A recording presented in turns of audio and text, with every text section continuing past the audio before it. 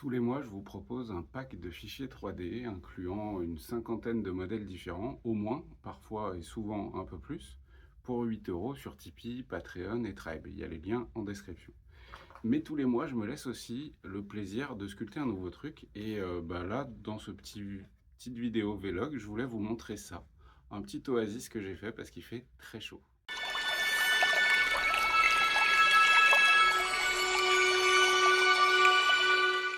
Donc cette vidéo est un vlog, mais bienvenue sur la chaîne Esquisse Miniature. Je vais vous parler un petit peu de ce qui se passe cet été de mon côté, et puis du pack 3D évidemment, d'une petite trouvaille que j'ai faite, du GN qu'on est en train d'organiser, etc. Et on va commencer par une petite trouvaille que j'ai faite récemment. En fait, j'habite à la campagne, comme vous pouvez le voir, hein. Et du coup, à la campagne, dès qu'il fait beau, il y a plein de brocantes, de vides-greniers, de trucs comme ça. Et c'est un truc qu'on aime bien faire en famille. Donc on va se balader, voilà, on boit un coup, on chine des vieux trucs et c'est plutôt cool. Et surtout des bouquins. On cherche pas mal de livres tout le temps, en fait. C'est le genre de truc qu'on regarde quasiment en priorité, en dehors des objets médiévaux ou ce genre de trucs. Et là, j'ai trouvé ça. J'ai trouvé ce bouquin. Alors, peut-être que vous allez le voir à l'envers, écrit à l'envers chez vous, je sais pas trop, mais peu importe. C'est un livre qui a été imprimé en 1980. Donc, j'ai l'impression d'être un antiquaire quand je parle des années près 2000. Donc, finalement, il a quand même plus de 40 piges, ce livre. Et c'est un livre qui, je pense, était prévu peut-être en partie aussi pour les enfants, puisqu'il est très illustré. Donc, c'est des éditions du Pélican. Et là, en fait, c'est un tome consacré aux premières civilisations, des premières civilisations à la chute de Rome. Euh, Il y a certains d'entre vous qui vont peut-être se dire, ouais, d'accord, c'est pas de la grande littérature, etc. Non, sans aucun doute que non. Bien que ces documents, enfin ces livres, ont été faits par des docteurs en histoire, des gens calés. Là, en l'occurrence, c'est deux femmes, docteur Anne Millard et Patricia Vanag. Euh, Il y a des traducteurs aussi hein, qui ont bossé dessus, des illustrateurs, beaucoup, etc. Et en fait, ce qui est absolument génial avec ces livres, quand on est passionné d'histoire, de wargame, et en l'occurrence sculpteur, comme c'est mon cas, c'est que c'est blindé d'illustrations. Donc ouais, c'est peut-être pour les enfants, je suis même pas sûr, parce que vraiment, il y a... Et c'est des illustrations qui sont vraiment bien foutues, qui en plus aident, je trouve, énormément à la sculpture, qui donnent des idées de costumes supplémentaires. Enfin bref, un très très beau bouquin. Je ne les connaissais pas, ces livres-là. J'ai appris qu'il existait une version aussi sur le Moyen Âge, du Moyen Âge à 1914. Alors là, ça fait une période un peu large. Et sur la préhistoire. La préhistoire, d'ailleurs, j'ai encore pas sculpté de figurine sur la préhistoire, mais c'est peut-être quelque chose auquel je vais me mettre.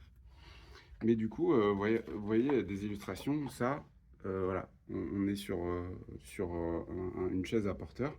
Ça peut être carrément une idée de sculpture trop cool à faire, quoi.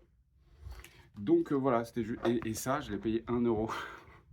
Donc, et j'ai pas négocié, hein. Je ne négocie pas ce genre de prix, faut pas abuser. Donc, les brocantes, c'est trop cool. Voilà, c'était juste pour vous partager ce petit truc-là. Je vais continuer sur le fameux pack 3D et puis surtout sur ce que j'ai fait là récemment. Hop, faut que je me mette plus par là. Je vais essayer de vous le montrer un petit peu plus en détail. Donc c'est un petit Oasis qui s'imprime en FDM, en dépôt de filament, imprimé en 3D.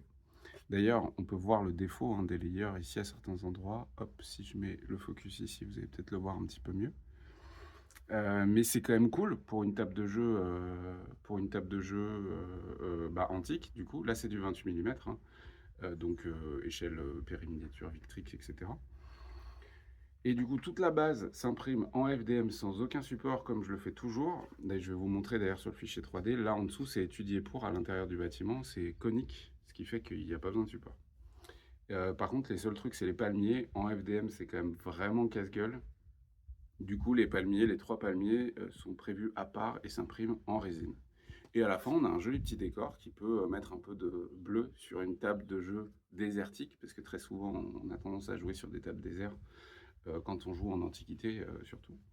Et voilà, c'était histoire de vous montrer. Et ce truc-là, il sera inclus dans le pack du mois prochain, donc du mois d'août 2024, en plus. Et j'en profite du coup pour vous parler de ça, c'est que le pack 3D, je le travaille toujours à l'avance. J'ai de l'avance en fait sur les mois à venir. Ils sont jamais complets. mais j'ai de l'avance parce que bah, c'est mon travail, donc il faut que je prenne un peu d'avance. Si je suis à chaque fois dans le rush, c'est compliqué. C'était le cas au début, mais maintenant je commence à avoir un petit peu d'avance. Mais il y a toujours un truc que je me garde et que je voulais vous partager, c'est qu'en gros, je fais mes packs 3D mensuels. Ils sont complets. Il y a au moins 6 ou 7 produits différents qui incluent chacun plusieurs figurines ou des décors ou du véhicule, etc. Tout ça pour 8 balles, donc c'est vraiment pas cher. Et les 2 dernières semaines du mois que je vais bientôt publier, je me laisse toujours le délire de faire un truc à l'arrache. Je dis ça à l'arrache, mais en vrai, j'y passe un petit peu de temps. Là, sur la sculpture de ce truc, j'ai dû y passer quand même une demi-journée, grosso modo. Plus le crash test, plus la peinture, etc. Bah, là, c'était pour le kiff de le peindre. Dans l'absolu, j'aurais pas besoin de le peindre, mais c'est mieux de les illustrer quand même.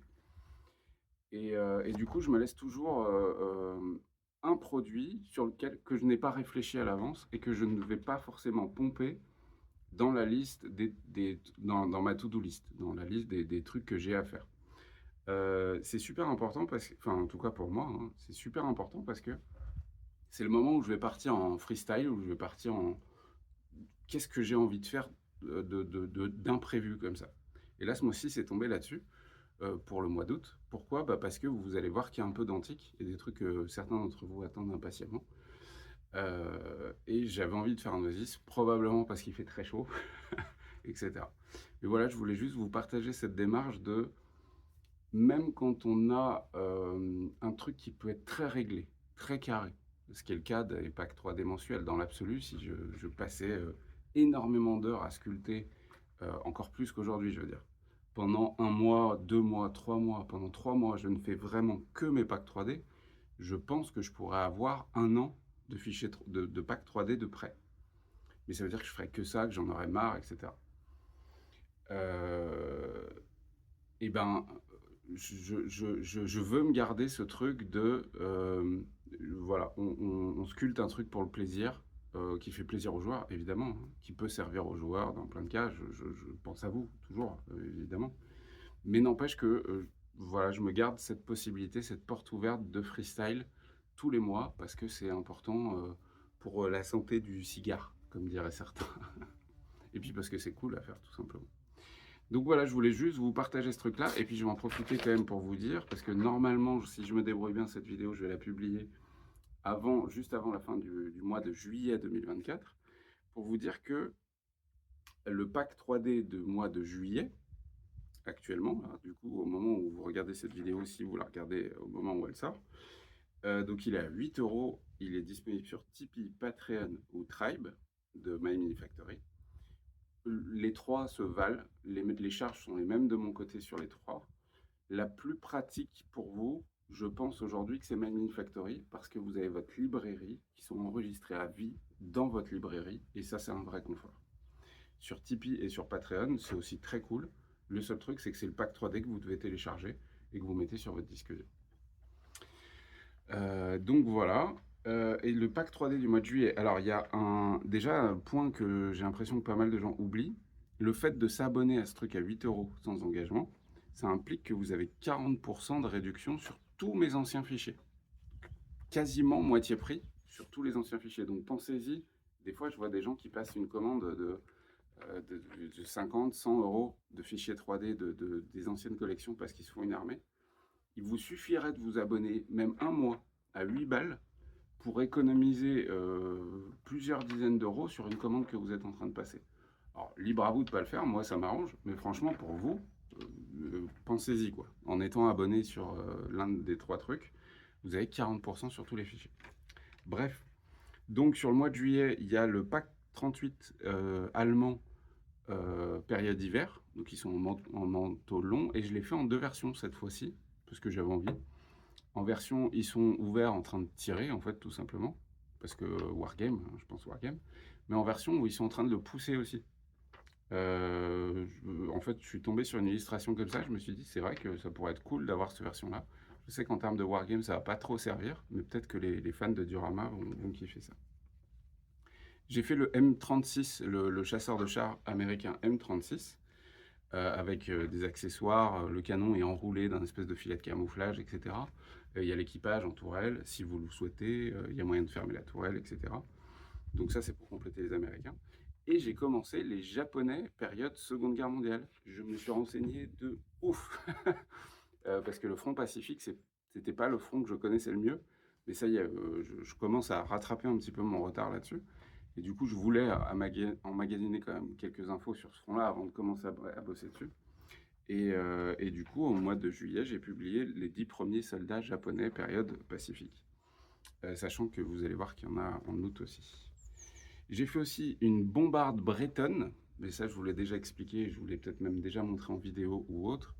En fait, dans Warhammer The Old World, les Bretoniens peuvent, grâce aux principautés frontalières, recruter une bombarde, donc une machine à poudre noire, ce qui est la honte normalement pour la Bretonie.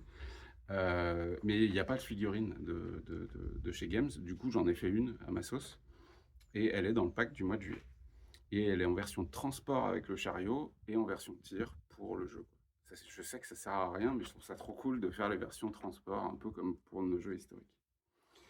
Il y a aussi des numides à pied, donc des psylloïdes, des escarmoucheurs en quelque sorte, à pied avec des javelots et ce genre de choses, pour les joueurs antiquités.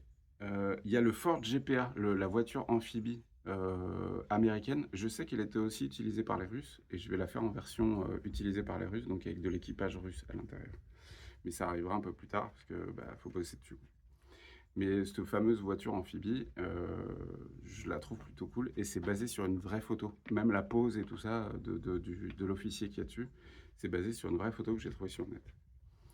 Et pour compléter la gamme Epic History Battle Seconde Guerre mondiale, n'oubliez pas, hein, Epic History Battle, je suis à fond dessus, vraiment.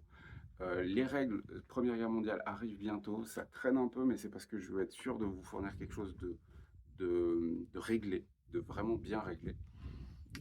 Et surtout, en fait, la version Première Guerre mondiale, elle est beaucoup plus complexe, enfin, plus complexe que la version règle de base. Mais elle mène doucement à la version Seconde Guerre mondiale. Et du coup, en fait, si je chie sur la Première Guerre, ça va se ressentir sur la Seconde Guerre. Et du coup, il ne faut vraiment pas que je déconne là-dessus. Mais rassurez-vous, ça arrive très bientôt. Et du coup, pour Epic History Battle, n'oubliez pas que je complète tous les mois, il y a un truc Epic History Battle dans le pack 3D. Donc c'est du 15 mm, c'est du petite échelle. Et là, ce mois-ci, c'est le pack des armes de soutien des officiers médics et snipers, des Fallschirmjäger, donc des parachutistes allemands, en 15 mm, parce qu'ils n'étaient encore pas disponibles, donc c'est disponible. Et dans le pack du mois d'août, il y a aussi du Epic, il y a tout ça. Donc voilà, je voulais quand même vous faire part du pack du mois de juillet. Il reste jusqu'au 31 juillet. Il y a 31 jours en juillet, je sais plus. Enfin bref, dernier jour de juillet pour télécharger le pack. Et puis après ça, il y a le mois d'août qui arrive. En règle générale, je le publie entre le 1 et le 3 du mois, tout simplement. Et jusqu'à présent, et c'est une petite fierté pour quelqu'un qui n'est pas très rigoureux comme moi, jusqu'à présent, je n'ai jamais déconné sur la date de livraison du pack 3D. Elle a toujours été publiée entre le 1 et le 3 du mois. Ce qui fait de moi le plus... comment on dit le plus, je suis le premier quasiment à publier le pack mensuel. Et du coup, ça, c'est une petite fierté pour quelqu'un qui n'est pas rigoureux comme moi. Enfin bref, voilà. Sinon, passons à Blood Bowl. Alors, le GN, vous savez qu'on a un regard GN avec ma femme, l'association de Bois Rouge, etc. Là, ce que vous ne voyez pas, mais je vous le montrerai peut-être un peu plus tard, c'est qu'on a construit un vrai bar, une vraie taverne sur un champ. En fait, sur un champ. C'est pas un champ, là c'était une bergerie, mais on a juste réhabilité une vieille bergerie et on l'a agrandie de ouf. À la base, elle devait faire. En fait, on a agrandi la toiture juste pour qu'il y ait une zone couverte. Là, ce que vous ne voyez pas pour le moment, c'est qu'en fait, le téléphone, la caméra, elle est posée sur le bar. Et comme ça, les gens ont vu sur le terrain de jeu, avec terrain de Blood Bowl, gradin, campement, forêt, etc. Ça bosse aussi de ouf là-dessus, c'est énormément de boulot, surtout qu'on a perdu un orga cette année pour nous aider. Et puis sur place, finalement, il n'y a que Hélène et moi, mais franchement, on se débrouille. L'avantage, c'est qu'on est chez nous, donc on peut tout le temps y travailler un petit peu. Mais on compte clairement pas nos heures, quoi. Mais après, c'est trop cool. Ça va être vraiment trop bien. Les joueurs sont visiblement très chauds et impatients d'être là. C'est dans pas très longtemps. Au moment où vous regardez cette vidéo, Ça doit être à peu près dans 15 jours, à la louche, quoi. C'est complet, mais il y a une file d'attente si vous voulez quand même vous inscrire. Mais attention, c'est dans 15 jours, hein, c'est du 15 au 18 août. Ça dure 3 jours, du jeudi au dimanche. Du jeudi fin de journée à la nuit de samedi à dimanche. Il faut avoir une tente, il faut avoir un costume. Et voilà. Et du coup, bah, allez jeter un œil. Il y a le lien en description, hein, pour le site. Mais attention, voilà, il y a une liste d'attente parce que on est complet depuis un petit moment maintenant. Et je vais vous faire des vidéos là-dessus, tout simplement. Ça va arriver en même temps que le GN, en fait, tout simplement. Enfin, quelques jours avant. Et j'ai à peu près terminé. Je voulais encore une fois sincèrement remercier les gens qui me soutiennent. Vous êtes plus de 330 en ce moment à me soutenir tous les mois sur Tipeee, Patreon ou Tribe. C'est grâce à vous que je continue et je vous garantis que vous n'allez pas être déçus parce que la suite, il y a du lourd qui arrive. Je vous souhaite à tous de passer un très bon été. J'espère que vous n'avez pas trop chaud et que vous kiffez rester à l'ombre. Pensez à peindre en été aussi des figurines si vous pouvez. Franchement, c'est le super prétexte pour se mettre à l'ombre tranquille avec un petit vent qui va bien. En extérieur de préférence, ça peut être cool si vous avez cette possibilité. Et puis jouer aussi. Ouais, carrément. Moi, j'ai fait pas mal de parties d'Epic History Battle. D'ailleurs, Epic, je joue de plus en plus avec mes enfants, à 9 et 11 ans. Et ils commencent à être bons, les petits cons. Ils commencent à être vraiment bons. On joue qu'avec les règles de base, pour le moment, et on joue en jeu ouvert. Vous savez, dans les règles d'Epic History Battle, il y a les cartes d'unités qu'il faut ordonner en début de tour pour savoir dans quelle ordre vous allez activer vos unités. Là, ce que je fais, pour simplifier un petit peu le jeu, le rendre plus fluide et plus rapide aussi, déjà on joue qu'en 6 points, et ensuite on joue en jeu ouvert, c'est-à-dire qu'il n'y a pas besoin d'organiser ces cartes d'unités avant, on les a devant la table et on les active, donc on la tape, on la met sur le côté quand on a activé l'unité en question. Ça facilite un petit peu la vision tactique, surtout pour un enfant qui n'a pas l'habitude. Mais franchement, ça change un peu le jeu par contre. Ça change quand même un peu le jeu parce que on a plus envie de jouer la même unité à la suite. Faites des tests, vous verrez, que quand on est en jeu fermé, préorganisé, je veux dire. Enfin bref, voilà. Et sur ce, moi j'y retourne. Je vous souhaite à tous un très très bel été et on se retrouve très vite pour des nouvelles vidéos. Ciao ciao.